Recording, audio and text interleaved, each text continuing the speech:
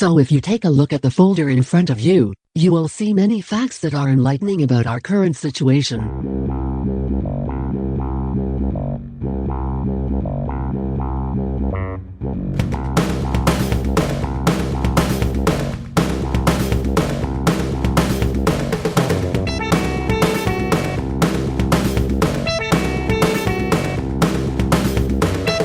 That's right. It's time again for iHearIC Radio. Coming to you live from my freshly vacuumed living room. I'm sitting here with an old friend of mine. I've been trying to line up interviews and stuff, but, you know, people are busy. It's the end of summer. They're not returning my messages. But you are. It's true. My friend Chris Emery is here, one of my oldest, closest friends. So we're in for another very relaxed episode of this show. We're just going to hang out, play some music off my phone, talk about what we hear. We're going to do a lot of harsh critiques. Are you ready to be brutal to people who don't deserve it at all? Yeah, I think I can get my jet-lagged brain to be brutal. Yeah, we're going to be really mean to local artists. That's what the show is all about. So what you heard first of all... everything you do online is watched by internet overlords who only want to destroy you. I forgot that had a little outro on it too. But what you heard first was the old theme music, but it had the intro and outro intact because I didn't put the theme music version on my phone. So that was the full version of Let's All Go to a Boring Meeting by JCJP. It's been a while since people heard that. Yeah, what a special treat. Chris, how you been? What's going on in your life that you care to share with people who listen to podcasts? Oh, yes. Let me share everything with strangers here. Yes, we're going to be very mean to people, and we're going to divulge all of our personal lives. Yeah, that's what I expect anymore today. I got back from a trip to Washington, the state, and it was quite a nice time up there. Lovely August weather. Yeah. Lovely times in the Seattle and Bellingham areas. And now I'm back here, and it's hot and humid just the way I like it. Yeah. Good old Iowa summer, late Iowa summer. It's actually not been super hot. No, very nice. But it's about to get worse. Yeah. Ooh, did you experience the supermoon? The blue supermoon as well. That was on Monday. Yes, I saw it. Yes. Did you bathe in it? No. Oh. Okay. No, I looked at it for about 5 seconds. That's too bad. Yeah. Yeah. Chris is he appreciates nature more than I do. I try to. Maybe we could listen to so what I got pulled up is the everything that gets uploaded to Bandcamp that has the tag Iowa City. I've got all that pulled up. So I'm looking at like the most recent releases from Iowa City. So first up we got, this is in like reverse chronological, The Chaos Gate by Larry the Wizard Sievers. Ooh. And I kind of figured when I asked you to come over, Larry Sievers would probably have a recent upload. And I think that you would like him. I like the album. Yeah, I've never talked to you about this guy, right? Larry Sievers, the Wizard. It doesn't ring a bell, but okay. I also know many wizards, so... Right. It's hard to keep them all straight. Larry Sievers is like an Iowa City character. He's been around for a long time. Sometimes if you're downtown, you'll see him walking around in like a kind of like a pirate shirt and like a big hat. But I would describe it more as like a pirate type of attire rather than wizard. Yeah. Despite what his name says. I mean, there's a little bit of a Venn diagram crossover between pirates and wizards, and sometimes you can hit the sweet spot and be both. Yeah, I haven't thought too much about that, actually. I haven't been like thinking deeply about Larry Sievers' fashion choices. Yeah. And you haven't even seen him, but yeah. I have to ask him sometime. Yeah, so maybe we can play something from his most recent release. Again, it's called The Chaos Gate. Mm. And the album art there, that's very Lord of the Rings, that right image. It kind of looks like it could just be Lord of the Rings, yes. That looks like Frodo to me. Yes. Frodo and Sam even. Yeah, maybe. And I don't know what's going on the left. Yeah. It's a little bit more generic fantasy than Lord of the Rings. Yeah, very epic poses. And we got some cool, oh boy, there's 18 tracks on this. He has released a ton of music. He makes a lot of like synthesizer music. Looks like originally this one came out in November of 1997. So that's kind of why he's got a lot of stuff on Bandcamp, because he's been going through his his archive and sort of digitizing old tapes. That's the guy right there. We're looking at his Bandcamp profile. Lovely. He's got 3 keyboards on like a triple stand. He's wearing a Megadeth t-shirt. Yeah, that's what I like to see.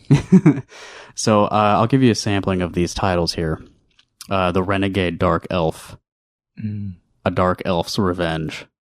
But lest you think all of these have elves in the title, there's also Witch's Brew and Tale of Fear Told by a Bard. Wow. Yeah. There's a lot of good choices there. And some of these are quite long, too, so maybe we should choose a shorter one. Oh, true. Yeah, I was going to say Witch's Brew sounds pretty great, but also... Yeah, 10 minutes, 45 seconds. I'm sure it's great, but, you know, for the purposes of like a radio show. Yeah, for sampling purposes, let's see here. Was that also our choice? Renegade Dark Elf, I think, was the first one I mentioned. Yeah, you want to check that out? Yeah. Okay. I'm currently playing a Dark Elf in my D&D campaign. Oh, okay. And so maybe I need to listen to this and see if it embodies my Renegade Dark Elf. Maybe incorporate persona. This. Yeah. Okay, so we're gonna listen to the Renegade Dark Elf from The Chaos Gate by Larry Sievers. You can get this on his Bandcamp, larrysievers.bandcamp.com, along with a myriad of other releases. All right, Renegade Dark Elf.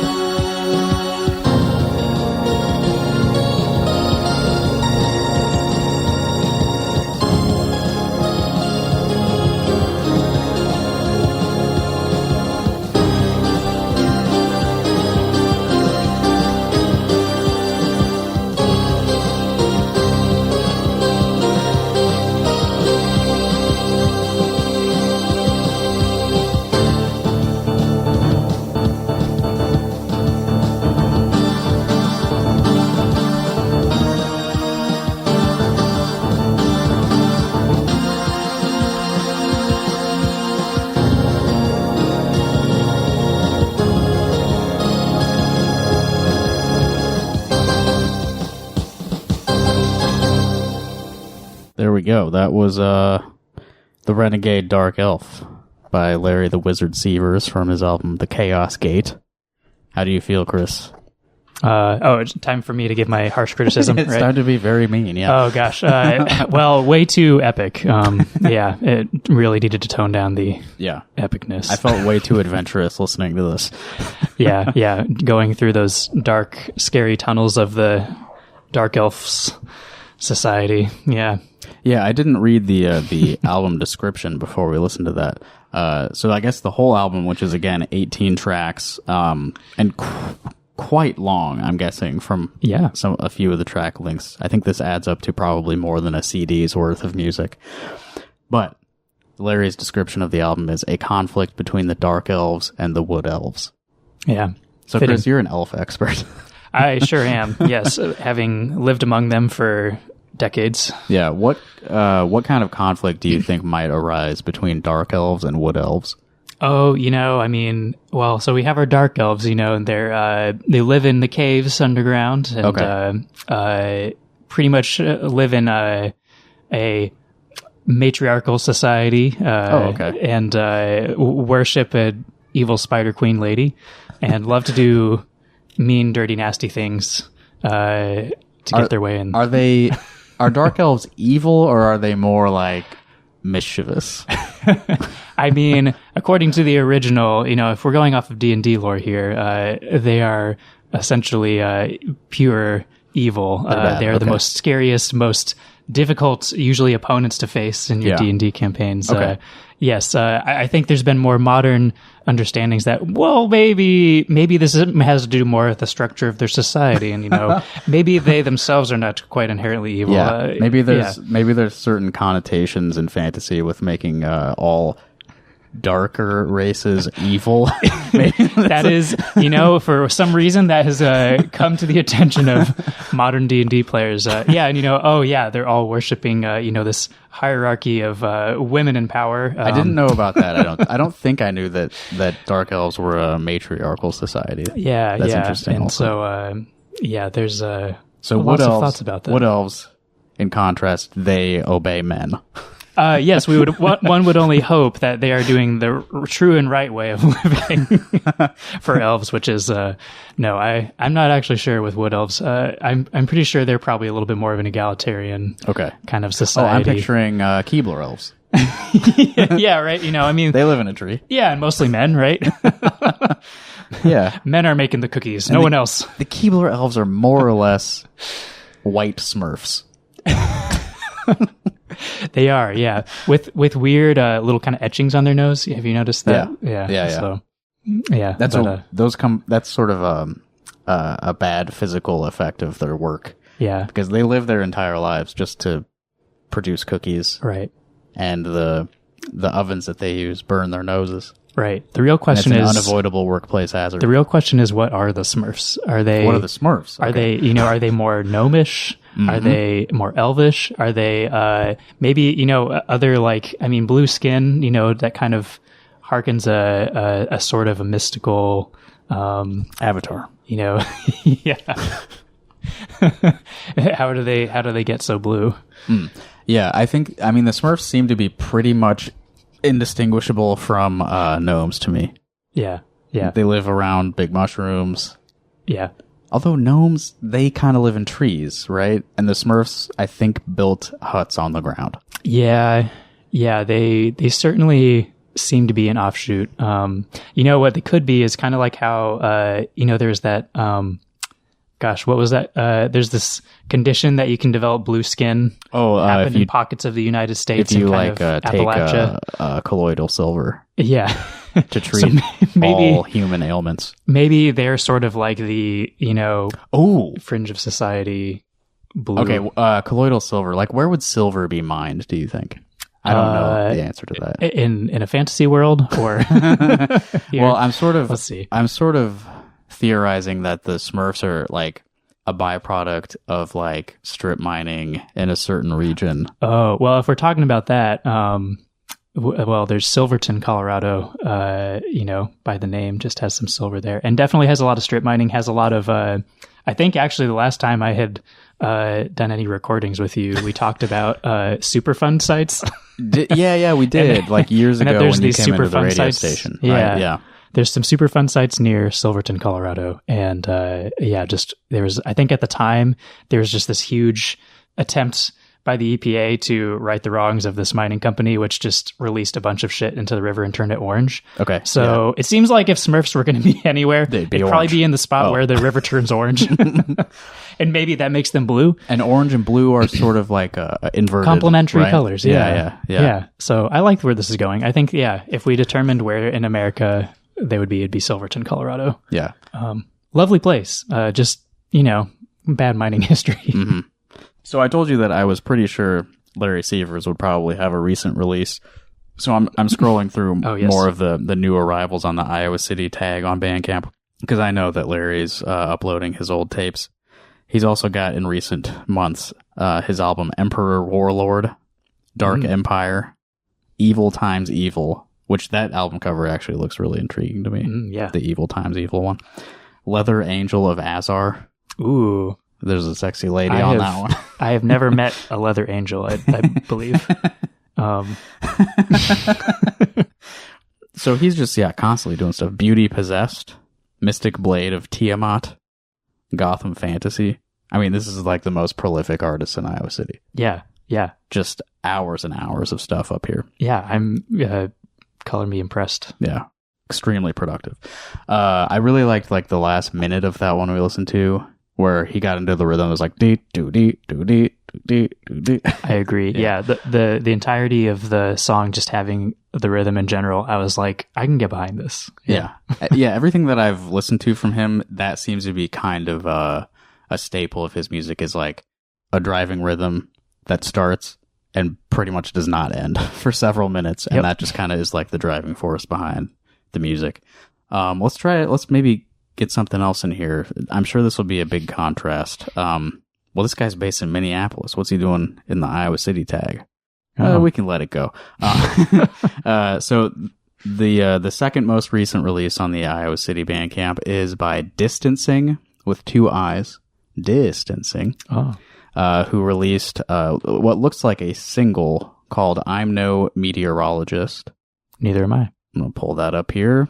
Nice album art featuring a crossroads. Oh, Davenport and Lynn Street. So that's in Iowa City.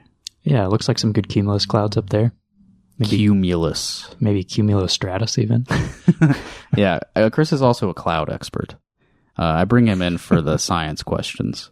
Yes, ask me anything. What can we expect from these clouds? Probably rain in the next day or so, I would imagine. Yeah.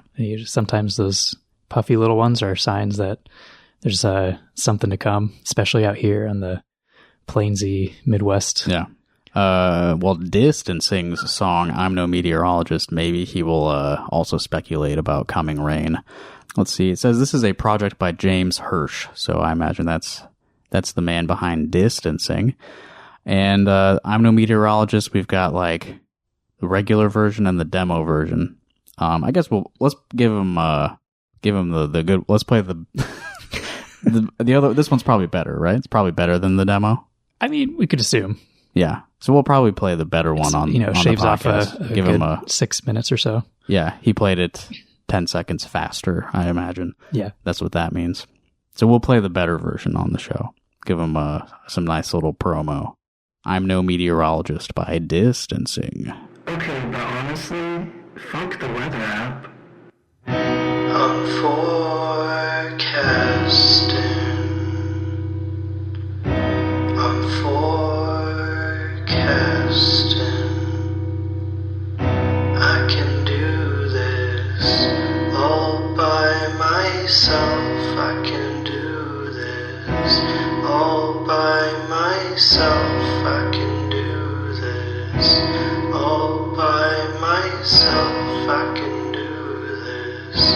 I can do this. I bought some rain boots. I like the yellow. It makes me happy. I want to be happy.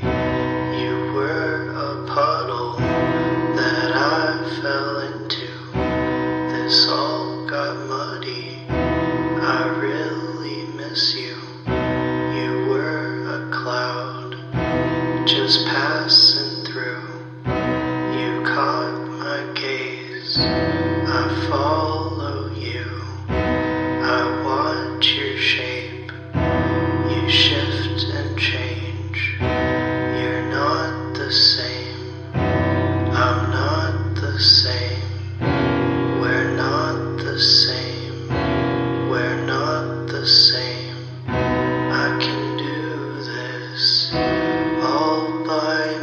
myself, I can do this.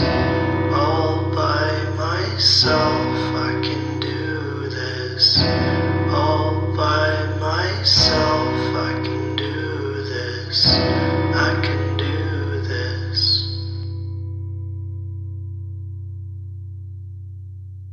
There we go. That was I'm No Meteorologist by Distancing. How do you feel about that, Chris? You know, they say they're not a meteorologist, but I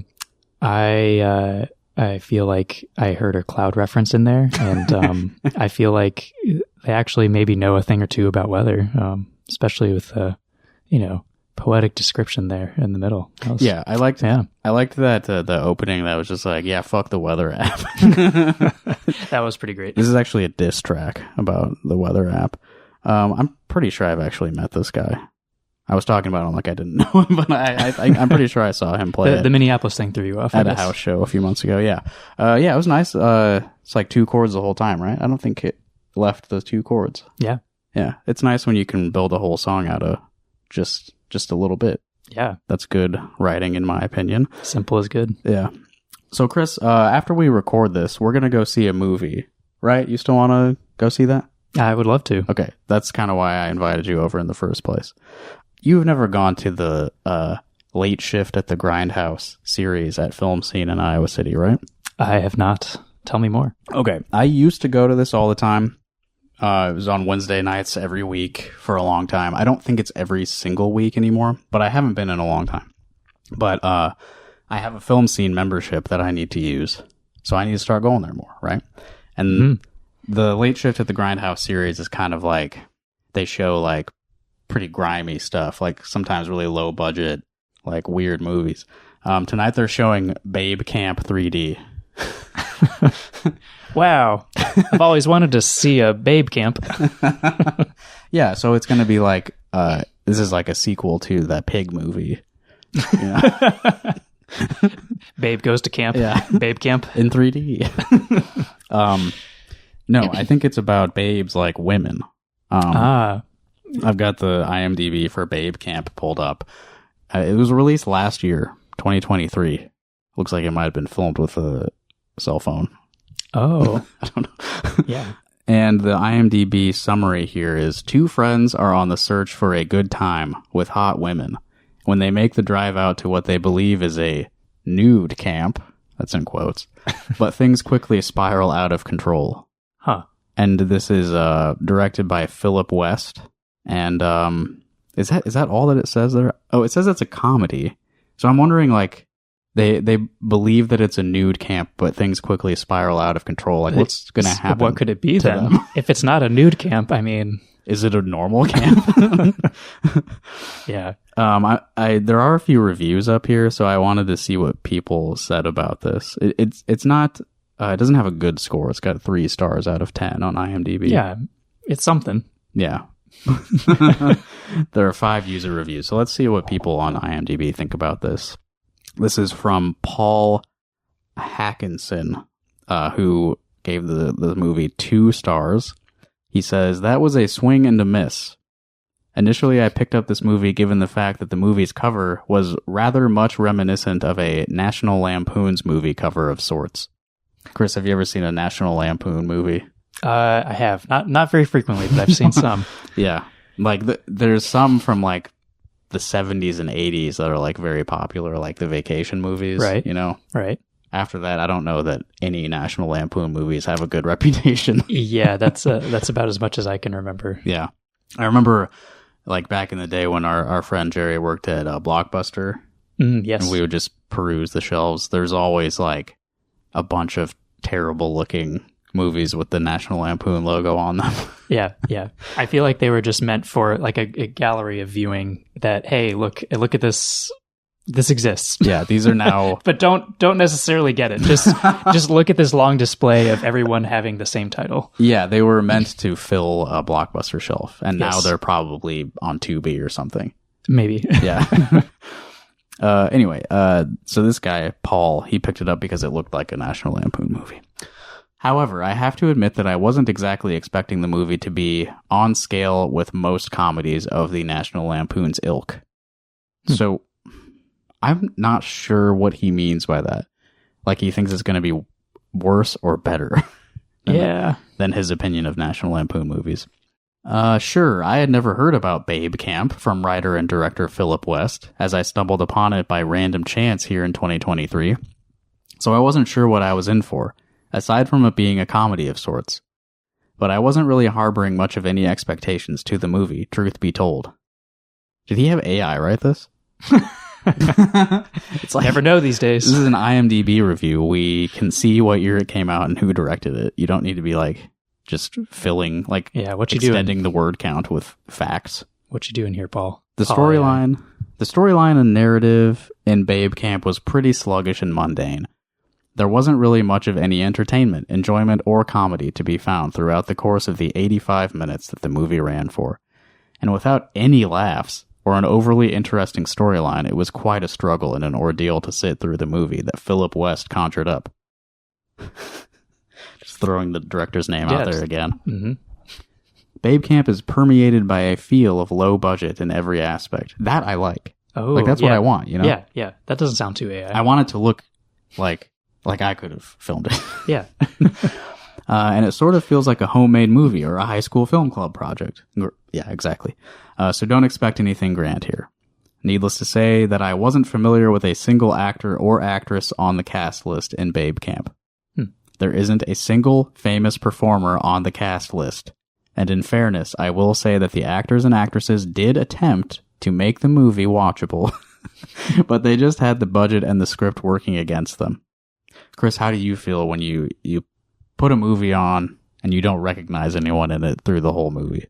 You know, I'm always one who enjoys meeting new people, and so I would figure, hey, look, here's a bunch of people. I'm out of my element a little bit, but let me get familiar. You know, I'm kind of tired of seeing my Mel Gibsons and my Tom Hankses. Mel Gibson's the first one you say. Yeah, I was about to say that's a face I haven't seen in a movie in quite a while. But sometimes you just see someone and you're like, oh well, I already know them. Yeah. We already know what Mel Gibson's about. He can try to give us a new spin, but it's not the same as that fresh cast. He's given us a couple of spins throughout his career. Right. If Mel Gibson showed up in here, I'd be like, well, I already know what to expect. But with these other folks, it's like, well, hey, I'm willing to give it a shot. Yeah. Meet some new faces. Yeah, honestly, like I kind of prefer to not know who the actors are when I watch a movie. Like it's a little distracting because then it's like I'm reminded that I'm watching a movie, kind of. You know? Yeah. If I see a Keanu Reeves cameo, I'm like, oh, right, it's a movie. right, yeah. But if it's just someone I don't know, it's like, oh, maybe I'm just watching security cam footage. Yeah, Babe Camp could be real life for all I know. Right. And that's how I want to feel while I watch a film. Mm-hmm. If you enjoy comedy movies, your money, time, and effort is best spent elsewhere. Some of us suffered through this ordeal, so you don't have to. You're welcome. My rating of Babe Camp lands on a 2 out of 10 stars. Yes, Paul, we saw that already.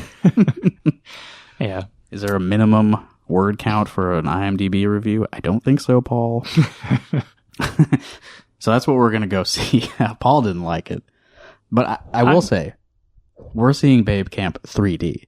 Right. So we're going to see the 3D version of it. Yeah. And I'm not sure that all the things that he hated are things that I'm going to hate about it. Yeah, absolutely. Yeah. So I am glad that he was pretty detailed in like his reasoning for his bad review. I'll give him or AI that to their credit. Yeah. Paul GPT, right? So I think they're going to give us 3D glasses tonight too. So that's exciting. Oh, wow. Okay. Now I'm really invested. Let's also read a positive review though, just to get another perspective. Good. And this comes from user M016190829. Clearly not AI, this one, though. This is probably a real guy, right? This is a 10 out of 10 review. Wow, what a great movie. I watched this 3 times straight and couldn't get enough of it. That's probably true, right? Probably. It is only 85 minutes, so, it's not that much of a time commitment. 85 times 3, that would be 235? 255? Yeah. I guess if you got high at the beginning of the first watching, you would probably be off of your high by the end of the third watching. Yeah. And then it's a good time to stop. Yeah. Stop watching movies. My second cousin was talking up this movie at a party, and I gave it a shot that night. And for the past week, I've been thinking about it and laughing to myself. So, Chris, you brought up drugs. True. I've been quoting the movie so much, and I quite honestly think it changed my life. The two main characters, Charlie and Billy, are some of the funniest guys in TV history. The scene where Charlie gets caught running. Oh, no. Okay, this is a spoiler for the movie, I think. No. The scene where Charlie gets caught rubbing his hog to the lady in the shower put me on the floor with laughing. Oh, man. I think something I read earlier said that this was filmed and produced in the UK. Yeah. So maybe over there, like, you can still put stuff like that in a movie. Maybe. Yeah. You can't talk about... what's up? I guess there was warning spoilers. Well, that's for the previous one. Oh, okay. Never mind. Yeah. Well, yeah, then that was... We should have expected some M016190827 didn't warn us about the spoilers. Yeah. He just dropped the hog rubbing without warning. Yeah. You can't talk about Babe Camp without mentioning the smoking hot babes that made the movie electric. Like, wow, those cheerleaders were something else. I'm excited for Babe Camp 2 to come out, but I heard Billy's actor got in some trouble. Ha ha. Whoa. Actor drama for people we don't even know yet. Right. This is probably my favorite movie of all time. So that honestly seems maybe genuine, that positive review. You know, maybe. Like, wow. Yeah. Yeah, it didn't seem entirely like that was a joke. Going into it, I expected that to be a joke review. Yeah. Okay, I'm curious. He said Billy's actor got in some trouble. Is that what he said? Yeah, let's learn more about Billy. Yeah, maybe we can find information. This is important information. That would be Paul Belsey. Paul Belsey played Billy. Yeah. Wait, is this Paul not the same as our Paul that we just read the review of? Did Paul just give a negative review of his own movie? That was Paul, like, Hackerman. Oh, yes, or that's something right. Like that's that? right. Yeah. So he didn't change his last name, I guess. Okay, Paul Belsey. We'll see if there's any news about Paul. Oh, no. Oh, my God. Oh, Let's no. See. Okay, so this is a news story from May of 2024. I'm reading... This is from kentonline.co.uk. Sounds legit. So like I said, this was filmed in the UK. So I think this is about this movie. Teacher from Rochester and deputy head of Chislehurst. Whoa. Chislehurst? Sounds like a place for Babe Camp to be filmed. England is so weird. Teacher from Rochester and deputy head of Chislehurst Special Needs School suspended after spanking role in Amazon Prime sex comedy. Oh, article written by Alan Smith, which also doesn't sound like a real person. The deputy head of a special needs school has been suspended from his job after appearing on Amazon Prime in a raunchy sex comedy. Paul Belsey, age 43, from Rochester, taught at the Marjorie McClure School in Chislehurst, near Bromley. That's England, man. These are both sounding like incredibly manly places. Chislehurst. Bromley. Chislehurst, Bromley. Yeah, so for the next film, his role will be played by the very handsome actor Chislehurst Bromley. While acting in the low-budget movie Babe Camp, according to reports in The Sun. The film follows two desperates. This is like the same stuff we were reading from IMDb. Yeah. In one scene, here's another spoiler for us. Mr. Belsey, a father of two, is bound, gagged, and spanked. In another, he is seen taking two Hindu revelers. What is Hindu? I don't know. Dressed as cheerleaders into their tent for a threesome. Oh boy. It is not Mr. Belsey's first foray into movies. He has also appeared in the slasher movie Halloween Jack 3D. And he is believed to have had a walk-on part in The Bill. We all know The Bill, of course. Of course. We've all seen The Bill. We know the stories about The Bill. Well, They talk about the school a little bit. I'm just trying to see if he got into any trouble. yeah, it sounds like they didn't like that he was in that film. And we're like, you can't be in that film and work here. Well, let's see if his employer said that. When approached by the Sun newspaper, the school where Mr. Belsey was alleged to have been head of safeguarding said, "We are unable to make any comment at this time." Oh, he's also a keen cricketer. A keen cricketer? Yeah, he's good at cricket, too. Well, there's nothing in the story, really. No. His employer didn't say anything, didn't make any comment, and they were unable to reach the actor. They were like, hey, this guy was in a movie, and now he's not working at the school. Seems like what they said. Oh, yeah, I guess it does say he was suspended. It says that in the headline, but it doesn't really I guess say just it suspended in the anyway. article. Yeah. Is it suspended indefinitely? Is it just suspended for Yeah. probationary period where he, apparently the issue was spanking, so maybe he's getting spanked here for it. And as punishment, sir, you shall be spanked. Yeah. 41 times. It seems like an English thing to do. Yeah. Yeah, that's honestly, man, like, I don't know how much you know about like UK journalism, but it's all pretty much just like that, just going after people for no reason. Yeah, they're ruthless over there, not like here in the US where we have the most utmost journalistic integrity. Yeah, absolutely. They're way worse than us over there. Let's listen to some more music, because that's what this show is all about. I was intrigued by this one by Office Dweller, and the album art is like a big hand coming out of a computer monitor at a desk at work. Red hands on a gray background. I like it. Right. Yeah. So I think what's being implied here is like the world of the office is dull and gray, but the world of the computer is red and menacing. And so Office Dweller released an album called Work is a Waste of Life, Volume 1, Cubicle, which I am down with. I like the message there. Everything done for this album, recording, editing, cover art, uploading, etc., was done at the office during work hours. That's awesome. All recording was done in my cubicle. Oh man, I love this.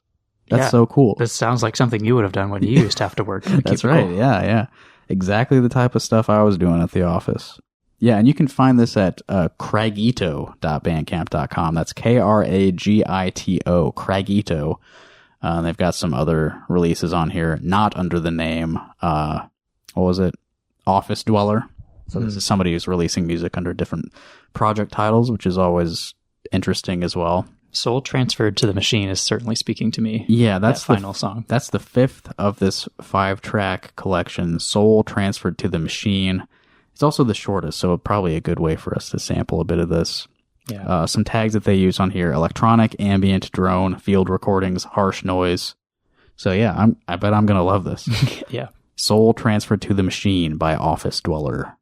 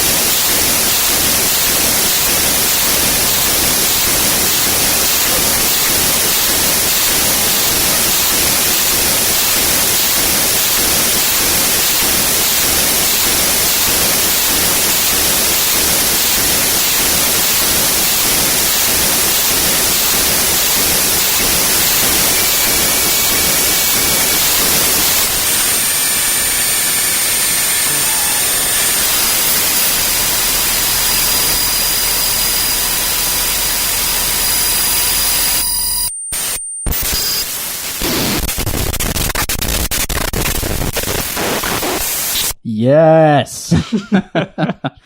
Soul Transferred to the Machine by Office Dweller from the album Work is a Waste of Life, Volume 1, Cubicle. Man. Yeah. Oh, boy.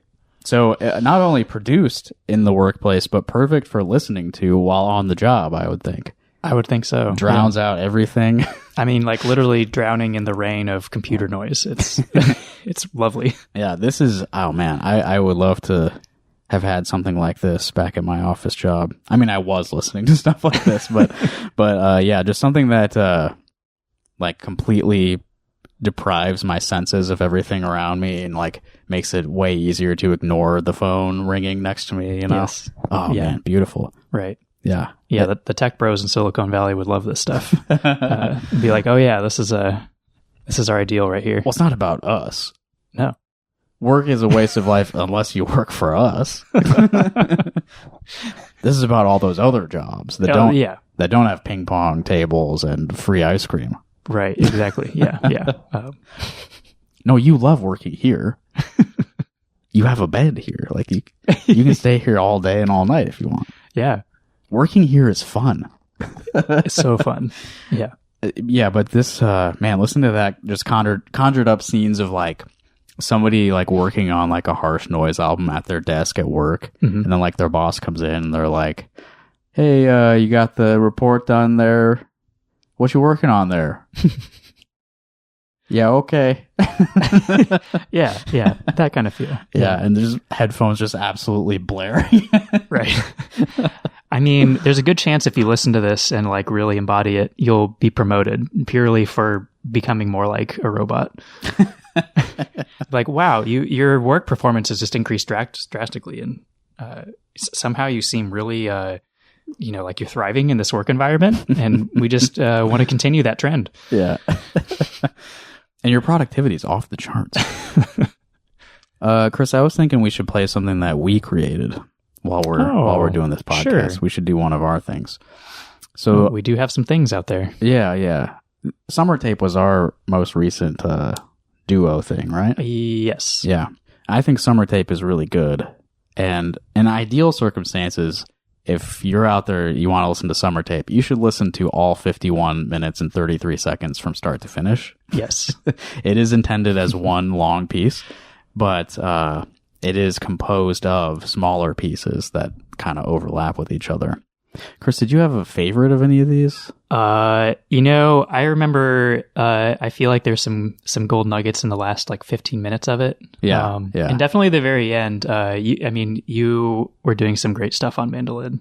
Oh, right. I played mandolin on. Yeah. Which is, if we need to showcase your skills, that's probably the one to do. Yeah. What was that? Mandolin and guitar at the end of that? Or mandolin and banjo, probably. Yeah. I think you had the banjo. Yeah. Okay, so this is from Chris and I's Summer Tape. You can find this on my Bandcamp, justincomer.bandcamp.com. It's also on streaming services, but I'd rather you not. I'll play maybe the first part of Pickle Do.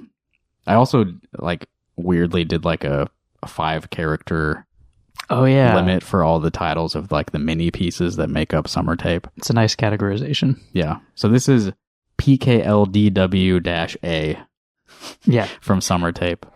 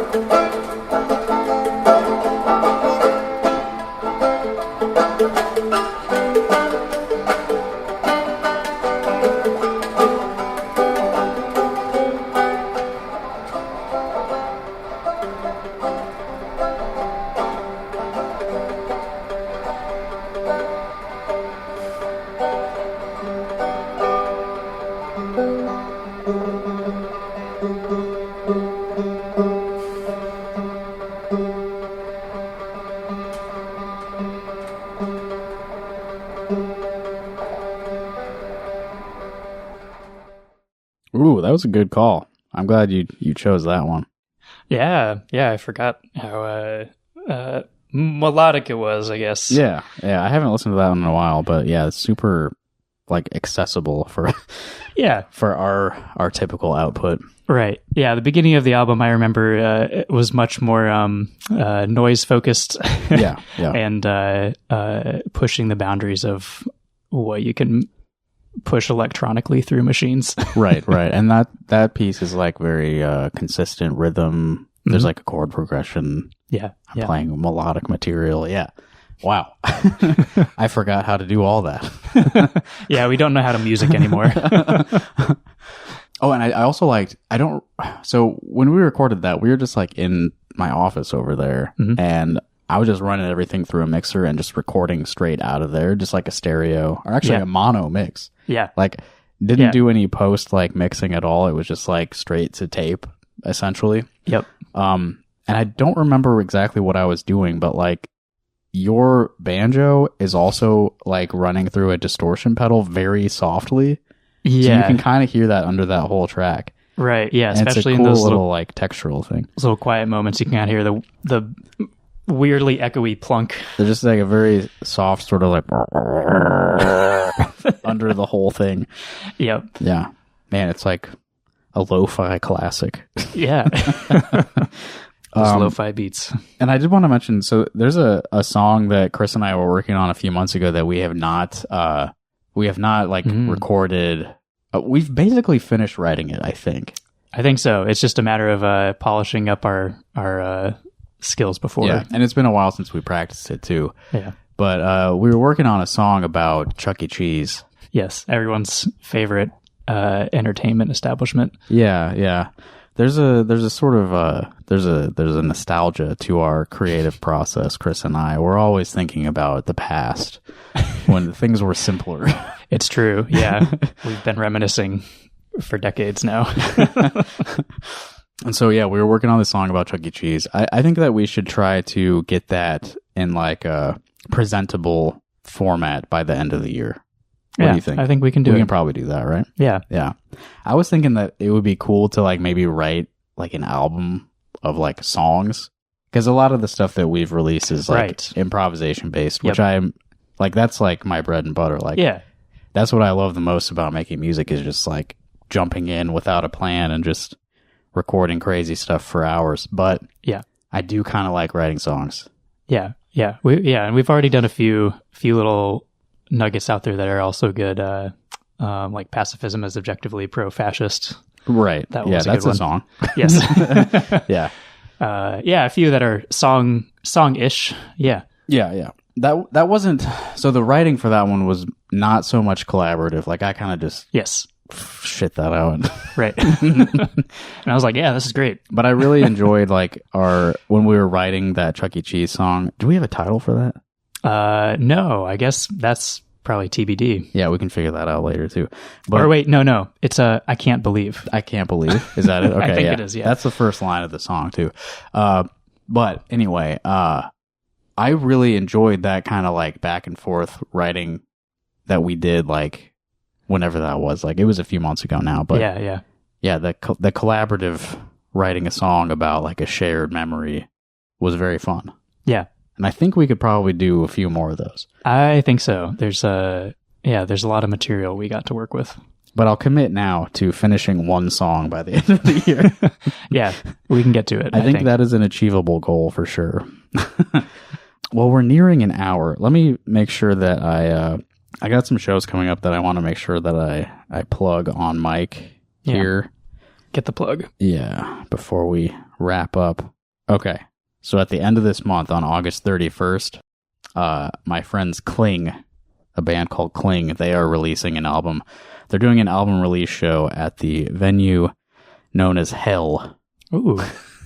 So it's actually more than an album release show. This is like an all-day thing. There's going to be sort of like art that's showing, like an exhibit, and there's kind of 2 concerts going on. Okay. So I will be playing with the band Angle Grinder, which is it's going to be like a noise duo set. Yeah. Okay. We're kicking off the later show, which begins at, according to this poster, 8 p.m. We'll be kicking off the 8 p.m. show at Hell. Yeah. Spend a full day in hell.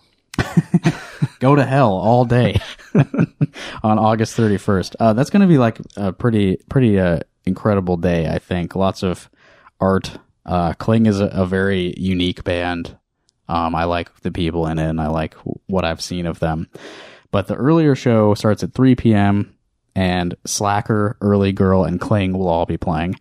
Listeners to this show should know Early Girl quite well by now. Yep. And then the late show at 8 p.m., Angle Grinder, Lou Sherry, and Cling also. And More It? I don't know who that is. Apologies to More It. Yeah, I think that's how you say it. But Lou Sherry also is one of my favorite local bands. Very cool stuff. I'm also playing a solo set on, I think there's something on September 11th that I'm playing too, but I don't have the details. Yeah, birthday time. Yeah, keep your damn calendars open on September 11th for my birthday. And then, the week after that, September 19th, I'm playing a solo set at Purgatory, and that's a show featuring the band Miss Cummings from Seattle. Wow. So you probably you met them. Yeah, I of course. I meet every local artist everywhere I go. Yeah, every time you go to a city, you meet everyone. Yes. And you met the band Miss Cummings in Seattle. Yep. They are a noise punk band. We've also got the band Spring Breeding, an art punk band from Las Vegas. Iowa City post-punk band God's Hand. Very excited to be sharing a bill with them. Another one of my local favorites. Yeah. And then me doing a solo. I'm billed as Iowa City Noise Reads, so I better bring a saxophone to that show. Yeah, I don't want to disappoint the fans. Yeah. And then the month after that, October 19th, I'm playing a solo set at CCAN Con. CCAN is the Corridor Community Action Network, which is like a local sort of activist organizational. Yeah. Could it also be pronounced Kakan Con? Kikakan. Kikakan. I'm playing a solo set. The Soft and Low are also playing. The Soft and Low features Tara McGovern, who listeners to the show should also be very familiar with. And a huge announcement. Wombat is going on a very short Midwest tour, November 22nd through 24th later this year.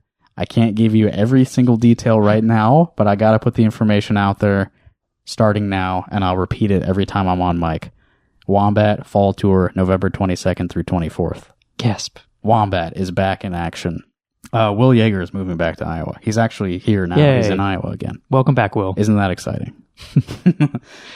All right. Well, we've done a podcast, Chris. We have. How do you We covered a lot. How do you feel about your return to the microphone? It feels great. Yeah. Heard some good things. I feel like I was incredibly harshly critical. Yes, exactly what I asked you to Yes. do. You tore everyone down a peg, or tore them down a peg. Yes, tear those pegs down. And that's what you all need. You all need to be shown your place. Yeah, exactly. Yeah, including ourselves in our own song. You know, I was clearly critical of our own work. Let's see. We got to end with something. Why don't we end with Early Girl? Yeah, You all know them by now. I already told you know them. Yes. They've ended a couple episodes of Rock Hard Caucus before as well. They released their EP this month on August 2nd. I had them on the show leading up to that EP. I think I played one of these tracks on the show before. I don't remember which one, but go check it out. earlygirl.bandcamp.com. Do I Even Cross Your Mind is the EP. I think all the songs are good. They were recorded and mixed by Dan Miller, another friend of the show and a friend of mine. Which one do you think we should play, Chris? 5 tracks there. Straight spelled with an 8 sounds like it could be. Let's not do Straight. No, okay. That ended the last episode of Rock Hard Caucus. Oh, okay. Well, off the table Just for variety. It is a good song, but yeah. yeah. Let's do 3 months. 3 months. Yes. Okay. 3 months is the closer to Do I Even Cross Your Mind? And it's the closer to this episode of iHearIC Radio. So here's 3 months by Early Girl. Thank you, Chris. Thank you, listeners. And Thank you. I'll see you next month for the next episode of iHearIC Radio.